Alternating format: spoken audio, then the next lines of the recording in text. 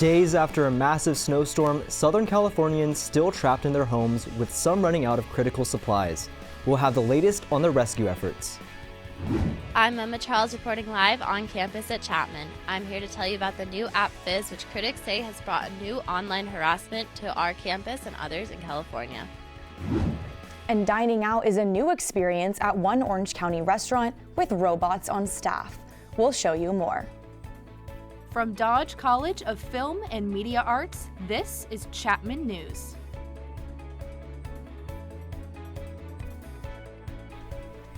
Good afternoon and welcome to this week's edition of Chapman News. I'm Claire Weber. And I'm Gavin Nguyen. Today we begin with breaking news out of Mexico. Authorities in Mexico today say 2 of the 4 Americans kidnapped there last week have been killed. The AP and CNN are reporting that relatives of the 4 say one member of the group had a tummy tuck appointment in Matamoros, Mexico, but their car was ambushed before the group arrived to the doctor's office. Investigators believe the Americans were attacked by a Mexican cartel that likely mistook them for drug smugglers. We don't know yet which of the 4 Americans were killed.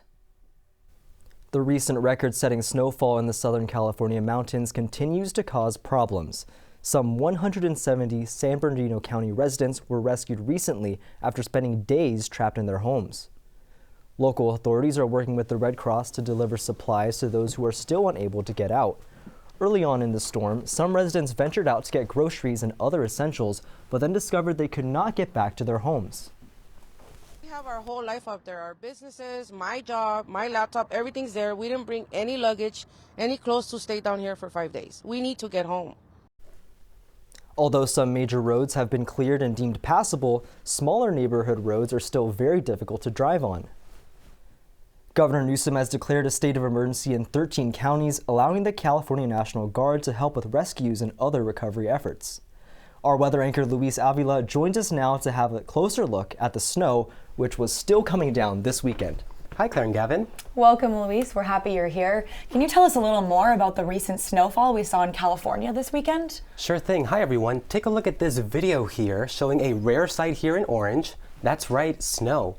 And some parts of Orange County saw similar conditions last week. Now, the snow last week brought 5 feet of snow to San Bernardino within a span of 5 days. Overall, some parts of California have been hit with more than 12 feet of snow. 12. That's just astonishing, right? The Sierra Nevada snowpacks are currently about double the average amount, and the state can expect some more snow in the coming week. Well, thanks for that snowy update, Luis. Of course, and I'll have your weather forecast coming up in a bit. In other weather news, you may have heard about the super bloom, but flowers aren't the only things blooming here in California. All the recent rain has set off a rare mushroom season known as a super shroom. You may already know this, but mushrooms play a vital role in the environment. They provide nutrients to surrounding plants and decompose of any waste. Experts say the best place to find them is around oak trees. Be sure to familiarize yourself with which mushrooms are poisonous before eating them, although experts suggest to admire them from afar. The last time California experienced such a massive mushroom season was in 1997.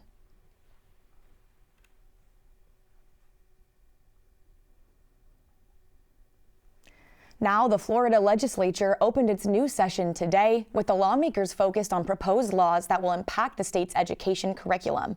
Some bills proposed by GOP state representatives include getting rid of gender studies in colleges and eliminating diversity initiatives. They also propose the continuation of a ban on the teaching of gender and sexuality in 3rd through 8th grade. Many Democrats, along with LGBTQ+ groups, say the bills are an attack on free speech and unfairly restrict educators. Also in Florida, Governor Ron DeSantis has delivered his State of the Address today, highlighting his vision and priorities for Florida. DeSantis was in Southern California this weekend at the Reagan Library. Chapman News reporter Judy Doshi joined us live in studio with more. Thanks, Gavin and Claire. I covered the event in Simi Valley this past weekend where DeSantis touted his state's handling of the COVID-19 pandemic and opposition to the teaching of critical race theory and other so-called woke curriculum. DeSantis has not yet announced if he is running for president, and his visit was billed to promote his new book. He is said to be considering whether to challenge former President Donald Trump, who has officially entered the race and is highly critical of DeSantis. I know you guys got a lot of problems out here, but your governor's very concerned about what we're doing in Florida, so I figured I had to come by. Florida Governor Ron DeSantis visited the Ronald Reagan Library in Simi Valley and spoke to a crowd of over 1,000 people after the event sold out in under 24 hours. Our state is where woke goes to die.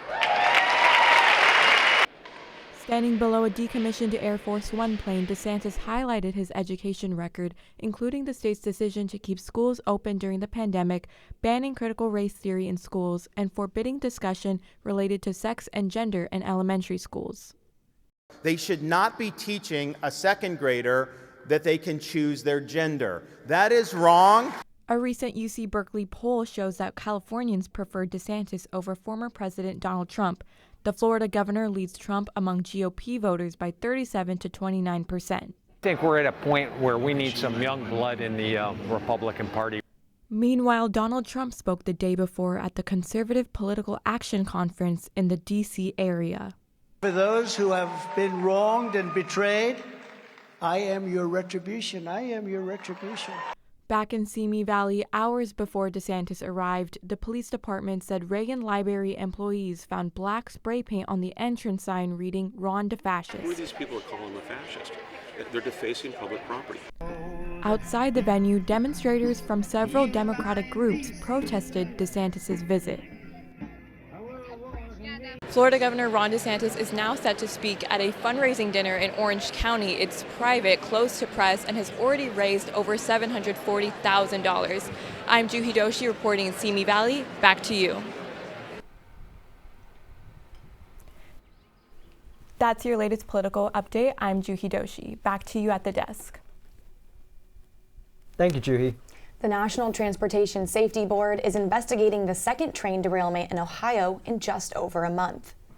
A train crashed near Springfield Saturday evening, but unlike a recent derailment in East Palestine last month, the EPA says no toxic chemicals were spilled in the latest incident. Both trains are owned by Norfolk Southern, and motorist Sean Heaton was a witness to the derailment this past weekend. The train, I came down the road, I stopped, the gates came down, and all of a sudden right after that it just started crashing. Meanwhile, state officials say crews have begun removing train tracks from the East Palestine crash site. When the train crashed, it caught fire, releasing dangerous chemicals into the air and soil. The release prompted fears about drinking water contamination because the crash site is roughly a mile away from 5 wells for East Palestine's water supply. Officials also say East Palestine's water plant hosted an open house Saturday to show residents how the water is being tested for safety. In local news, the Orange City Council has long held monthly meetings, but now the council will be meeting twice a month. According to the Orange County Register, council members say the goal is to make it easier for City of Orange residents to participate in their local government. Meetings for this month are scheduled for next Tuesday the 14th and again on the 28th, both starting at 6 p.m. Also, Governor Gavin Newsom says California will no longer do business with Walgreens because the company will stop making abortion pills available in 20 states. Walgreens made the announcement after Republican leaders in those states threatened to take legal action against the retailer. Following Walgreens' decision, Newsom tweeted, quote, "We're done," and accused the company of, quote, "cowering to extremists." When asked to clarify Newsom's statement about severing business ties, a spokesman had no comment. Walgreens is one of the nation's largest drugstore chains in the U.S., with over 9,000 stores. After the break, we have the latest on OC-based Saddleback Church, which has been expelled from the Southern Baptist Convention. I'm Luis Avila. Coming up, I'll have an update on the tornado aftermath in the South and Midwest and your 5-day Finester forecast. Stay with us.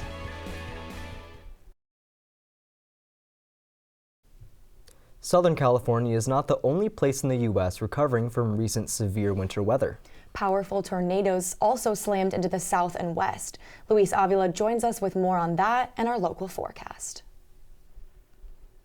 Thank you, Claire and Gavin. Now, a series of storms brought heavy rain, winds, and tornadoes from Texas to Indiana, leaving trails of destruction. Don't forget also, on this weekend, we have daylight savings time, so don't forget to bring those clocks 1 hour ahead. That's it for me in the weather department. Claire and Gavin, back to you.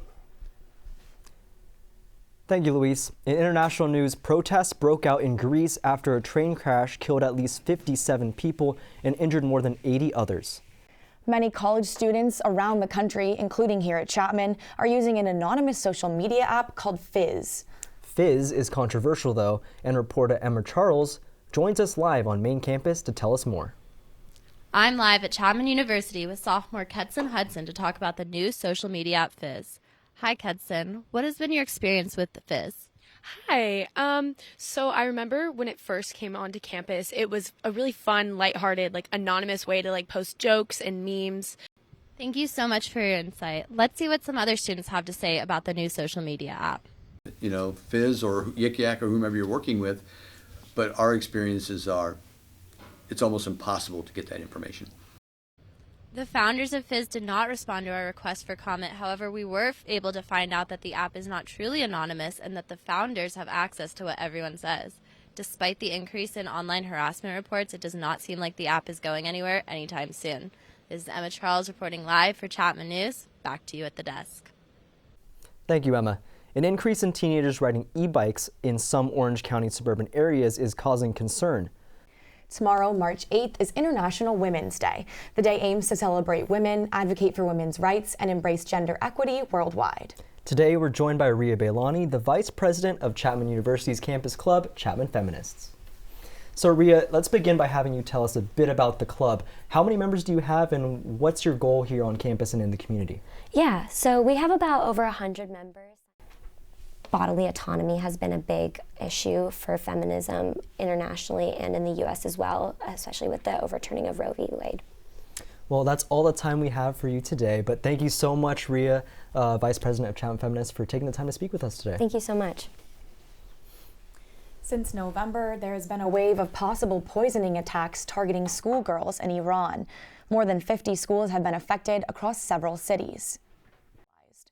Iran's supreme leader stated on Monday that if the poisoning is proven to be intentional, those responsible should be sentenced to death. Kyle Carr here with the question, who's the biggest cat in the jungle? Find out on the Best Campus Sports Show after the break. The last full moon of winter will be reaching its peak illumination overnight. If you are a night owl, look up at the moon at 4:40 a.m. Pacific time to see the worm moon. According to the almanac, the name of the moon comes from the idea that at this time of year, roots start to push their way up through the soil and the earth experiences a rebirth as it awakens from its winter slumber. And then worms appear. In other lunar news, the European Space Agency is looking into adding a time zone on the moon. In the past, whoever was on the moon would follow the time in their home country. But with so many different countries traveling to the moon in the coming months, the issue of time needs to be solved. The solution? A lunar time zone. Well, back down here on Earth and in Orange County, there's a local high school with a breakout basketball star. Gavin, didn't you go to Portola High School? I actually did. Go Bulldogs, and got to watch her play live. Well, Kyle Carr has that story and more on the Best Campus Sports Show. Hello and welcome. I'm Kyle Carr, and you're watching the Best Campus Sports Show. New faces, new places, panic for playoff races. What a phenomenal time for sports everywhere. I'm Kyle Carr, and this has been the Best Campus Sports Show. Back to you. A popular zero-calorie sweetener has been linked to increased blood clotting risks, which can lead to heart attacks or strokes. Erythritol is used to sweeten some common zero-calorie sugar alternatives like stevia and monk fruit. Experts are skeptical of the study since the study's participants all had pre-existing heart conditions. Have you been keeping up with all the drama on TikTok between Selena Gomez and Hailey Bieber's fans? I have not, but I know someone who has. Danielle Burke-North joins us with that story and much more from the entertainment world. Thanks, Claire and Gavin. I'm Danielle Burke-North, and you already know what time it is. Time for your favorite entertainment segment, Now or Never, where I spill all the Hollywood news now so you never miss out. Let's get started. And with that, that's this week's segment of Now or Never. I'm Danielle Burke-North. Back to you at the desk. Thanks, Danielle. Going out to eat could look a lot different in the near future. Chapman News reporter Alexander Konyards visited a Tustin restaurant and met a new kind of server. From the outside, Ican Barbecue might seem like just another Korean restaurant. This is Alexander Konyards reporting for Chapman News. Well, that's it for us this week. Be sure to check out our YouTube page at chapmannews.tv and make sure to follow us at Chapman News. I'm Gavin Nguyen. And I'm Claire Weber. Thanks for watching, and we will see you next Tuesday with more Chapman News.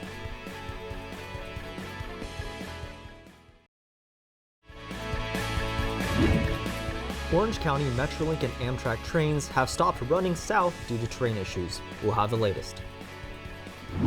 And President Biden's student loan forgiveness plan is coming into action.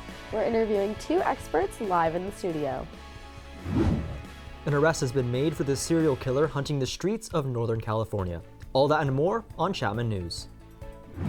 From Dodge College of Film and Media Arts, this is Chapman News.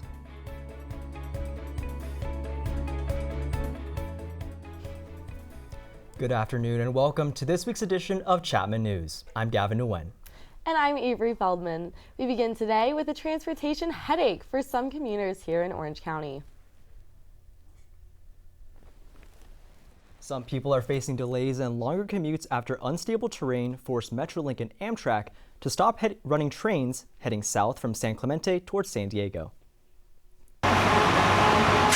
Transportation officials now say the work to stop the hillside from moving near the San Clemente train station won't be finished until December or maybe later. They had previously said the track would be reopened by mid-November.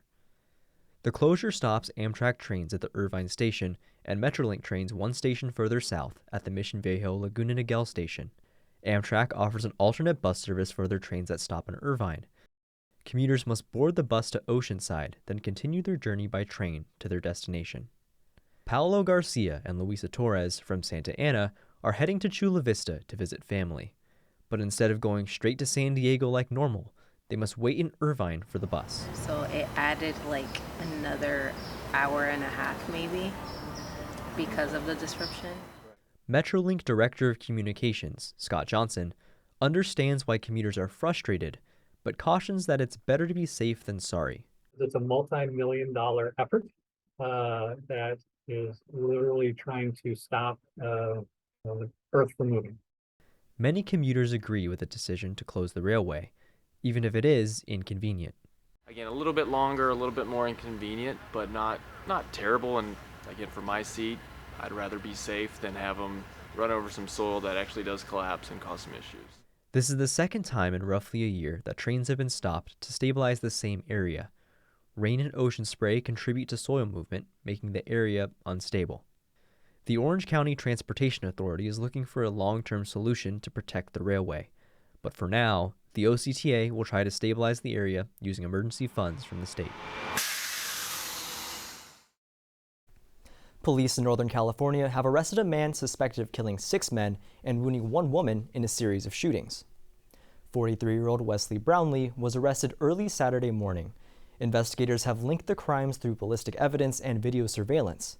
Stockton Police Chief Stanley McFadden says he believes by arresting Brownlee, officers stopped another killing.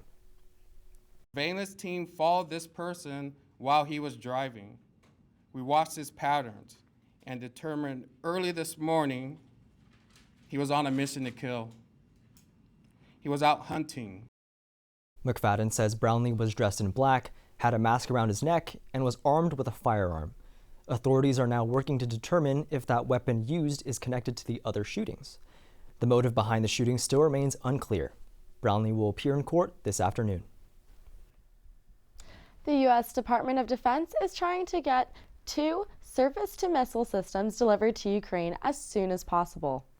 This is in response to Russia's drone strike in Kyiv yesterday that killed at least 4 civilians. The drones used in this attack were supplied by Iran, which the U.S. State Department says violates a UN Security Council law prohibiting countries from transferring weapons to and from Iran. The attack in Kyiv seemed to target critical Ukrainian infrastructure, including power plants. The sexual misconduct trial against actor Kevin Spacey continues. Actor Anthony Rapp accuses Spacey of making unwanted sexual advances at a Manhattan party in 1986. He is suing Spacey for $40 million. The defense claims the incident was fabricated to boost Rapp's career. Spacey took the stand yesterday and gave an emotional recounting of his childhood and how he felt after Rapp's allegations were made public. He denies the incident ever occurred. The trial continues today in New York. Vote-by-mail ballots were sent out last week to California residents for next month's election. The security of voting by mail was raised by former President Trump and his supporters after the 2020 presidential election. No irregularities were ever proven, but the issue is once again being raised around the country. We spoke with Bob Page, the Registrar of Voters for Orange County, about what his team is doing to ensure the security of vote-by-mail ballots. We take election security very seriously. There's a number of things that we do, a lot of different measures, and some examples I can give you real quickly are all voting is done on a paper ballot. Even if you need assistance to vote with a touchscreen to actually mark the ballot, we still are actually scanning the paper ballot. Those scanners that we use to count the votes on the ballots, every single one of them is tested before and after the election. And last thing I will say is that after we've counted the ballots, we do several audits where we randomly select ballots to hand count. We then compare those hand count results with the machine counts to make sure that they confirm the results. The general election takes place on November 8th, and vote-by-mail ballots must be postmarked on or before that date. You can find more information on your nearest ballot drop box, voting center, and more at ocvote.gov. Police departments around the country have been facing staffing shortages for some time now. Chapman News reporter Kate Worsham tells us the police department here in Orange isn't facing a shortage, but does have a unique way of boosting its presence in the community. Faced with openings they've been unable to fill, some police departments have resorted to hiring civilians to do the jobs that trained officers otherwise would. It might sound like an unusual move, but City of Orange Police Sergeant Phil McMullen says it's really not. I think every department in the state of California has what we call non-sworn or professional staff. Non-sworn staff includes dispatchers, jailers, evidence collectors, parking enforcement, and homeless outreach specialists. Civilians are filling these roles in order to ensure that trained officers are able to patrol and respond to crimes. McMullen says just because the civilians haven't gone through the police academy does not mean they don't have any authority in their role. And we're looking for people that have good integrity, that are smart, have good communication skills, and then they have a clean background. Then we know they're going to go out there and we can train them to do the rest. Police officer employment numbers have dropped significantly throughout the country. A Police Executive Research Forum survey from June 2021 found that there has been a 45% increase in retirements and an 18% increase in resignations. Departments like Portland, Los Angeles, Kansas City, and New York are among the many that have seen significant drops in their police force. However, the City of Orange is not facing the same problem. At the City of Orange, we've been very fortunate. We've hired more people this year than any other time since I've been here. People know how great it is here, how much community support we have, and they want to come here and work. Regardless of the surge in new hires, the Orange Police Department is still looking for helping hands. Professional staff can make up to $100,000 a year, with benefits and a retirement plan. If you're looking for a way to give back to your community, this could be a rewarding opportunity. I'm Kate Worsham for Chapman News. The Biden administration has launched the official website for its controversial student loan forgiveness plan. To qualify for student loan forgiveness, an individual needs to have an income of less than $125,000 a year or a joint income of less than $250,000 a year. Borrowers can then be forgiven up to $10,000 in student loan debt, or $20,000 if they are a Pell Grant recipient. The application for relief is only available for those who do not have a private loan. President Biden announced the launch of the website for applications yesterday. He says it's a game changer and a new day for many Americans. Applications will be accepted until the end of next year. It takes less than 5 minutes to complete. We are joined now by two members of the Chapman University community, Jim Ducer, Director of Undergraduate Programs at the Argyros School of Business and Economics, and Christopher Pagel, Associate Dean of Chapman's graduate business programs. They are with us today to share their opinions about the President's new student loan forgiveness plan. Hello, Jim and Chris. Welcome to our newscast. Yes. Starting off with you, Jim, do you support the student loan forgiveness program? Why or why not? I'm okay with it, not thrilled with it, but I think it's a good compromise because over the last couple election cycles, this has been a really hot topic. So I think it's good to kind of put this behind us. $10,000, that is a lot of money, and I know there's a lot of criticism about the government and how the government is not efficient, with running any type of organizations. But if there's one thing that's a huge cash cow for the government is student loans. So a $10,000, forgiving $10,000 in the big picture, I don't think will have that big of an impact. And the last thing is, I don't know if most of you know this, but in the state of California, UC schools used to be free.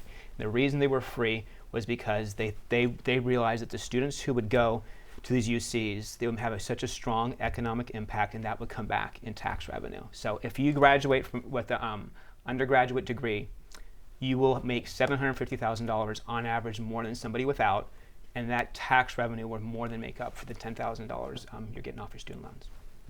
And what about you, Chris? How are you in favor of President Biden's new program? I think it's interesting that Jim said it's always around election years. You're right, Jim. It's always a topic then. Not in its current form, no. I think it's a bad idea always to pretend that we can just cancel debt. Anytime we can just pretend to say that debt's going to be deleted, it's going to be a receivable on the balance sheet, which means it has to come from somewhere. And that somewhere, as we all know, is going to be all of us that are working taxpayers are going to pay that increase. Or that increase in taxes for that lost revenue. So I think in principle, that's a bad idea. I also, in this current plan, Wharton School of Business just came out with a study that 70% of the debt forgiven is going to be from people that earn in the top 60% in the U.S. So it's not going to be necessarily affecting the people that barely made it through. It's going to be if you look at the income levels, you can be making $250,000 as a joint earner and get that, which is a big amount, and get that forgiveness. So I think in principle, the way that this is written is probably a bad idea, and it's going to affect, sadly, the people that didn't go to college, the people that are working trades, the people that are working kind of frontline jobs. They're going to see increase in taxes. Mm-hmm. And Chris, how is the new student loan forgiveness plan going to impact young people who have been carrying such a high amount of debt? Yeah, so on the surface of it, it may look like you're going to have less debt, right? It may feel like that, but as soon as you get out into the workplace, the unfortunate thing is you're going to be paying taxes on the income that you have, and you'll be paying taxes at the end of the year.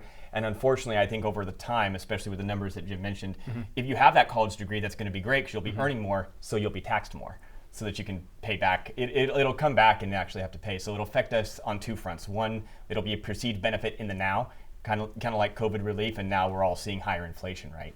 So I think that's going to be a similar thing with this. And Jim, do you have any opinion on some other methods to address existing student debt? Well, oddly enough, revolves around education. Just educate people about what they're getting into. They should know how much this loan, how much is it going to cost you, what your payments are going to be, what that total responsibility you're going to have, how your interest rates are going to impact your loan. So I think education. Okay, well, thank you, Chris and Jim, for joining us today and sharing your opinions with us. Thank you. Great, thank you. Thank you. I'm Langley Tersani. After the break, I'll give you an update on your weekly weather forecast, national and local. Stay tuned. Want to make sure you're decreasing your carbon footprint? I'm Caroline Applegate, live at a local recycling center with a solution.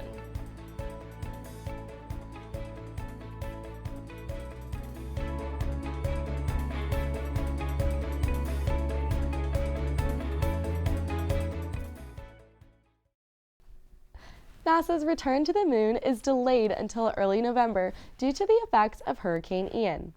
Bob Hines, Jessica Watkins, and Samantha Cristoforte can't wait to have a cold drink with ice and eat pizza and see their families. But back here on Earth, how did you enjoy the rain over the weekend, Avery? Gavin, I love when it rains. It was amazing. I wonder if we'll have any this week. Let's see if Langley knows on weather. Langley? All right, let's jump right into our weather forecast. After a pretty surprising turn of events for Southern California last week with all of that rain, have a great week, everyone, and back to you, Gavin and Avery. This water bottle has the chasing arrows, so it should be recyclable, right? That isn't always the case. If there's not a 3 in the center of the arrows, the product is not necessarily recyclable. If you are unsure you are correctly recycling, there's an easy solution to this issue. Caroline Applegate is live at a local recycling center to tell us what to do. Thank you, Gavin and Avery. I'm live here at Next Generation Recycling Center, a local recycling center located only 10 minutes from campus.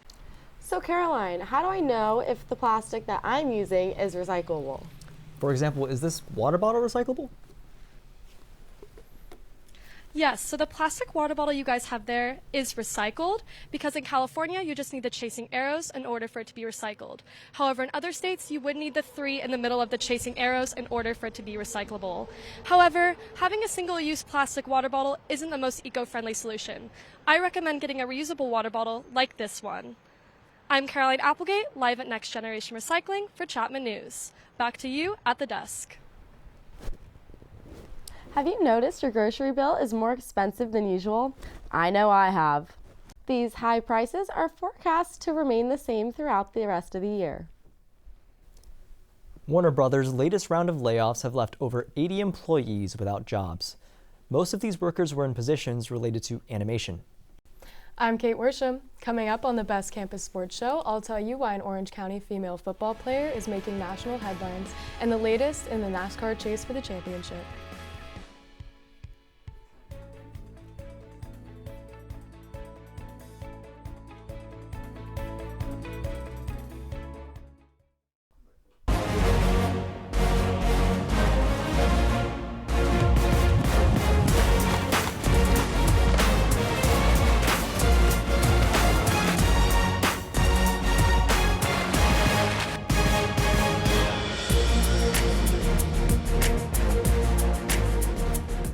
I'm Kate Worsham, and welcome back to the Best Campus Sports Show. I want to start today with some very pressing matters, the MLB playoffs, and if you've been following along, I'm sure you're just as stressed as I am, where the Final Four standing will battle for the 2022 Cup Series Championship in Phoenix, Arizona. And you know I'll be rooting for Team Toyota. And with that, I'm signing off. Thanks for watching the Best Campus Sports Show. I'm Kate Worsham. Back to you. Hi, I'm Josh Blinder. Coming up after the break is this week's edition of Blinders Off. I'll be talking about some recent news with sports crowds. Stay tuned. Disneyland in Anaheim has recently increased its ticket prices an average of 8%. While some people will be going wild for those magic bands, other people will have been going wild in the crowds. Really? You might want to be careful. Josh Blinder has a crazy story about crowds and more on Blinders Off. Thanks, Gavin and Avery. It's time to take those blinders off our eyes for this week's edition of Blinders Off. Outside of Neyland Stadium, they were carried out to the Tennessee River and thrown in. Well, that's all I have today for Blinders Off. Don't get me wrong, I love enthusiastic celebrations, but please make sure to surf responsibly. Back to you guys. Speaking of sports, Avery, do you collect any sports memorabilia? Actually, I do not, but it seems like the sports card industry is back in business. Since being valued at $13 billion in 2019, the sports card industry is projected to be worth up to nearly $99 billion by 2027. Our reporter Ryan Deeb has more on the latest boom in the collectible world. Trading cards have seemingly always been around. Everyone knows someone with a collection, whether it's baseball, Pokemon, football, or Yu-Gi-Oh cards. I'm sure there's been some other luck out there too today, so for Chapman News, this has been Ryan Deeb reporting.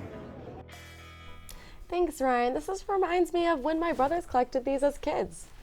Yeah, we can talk about that later.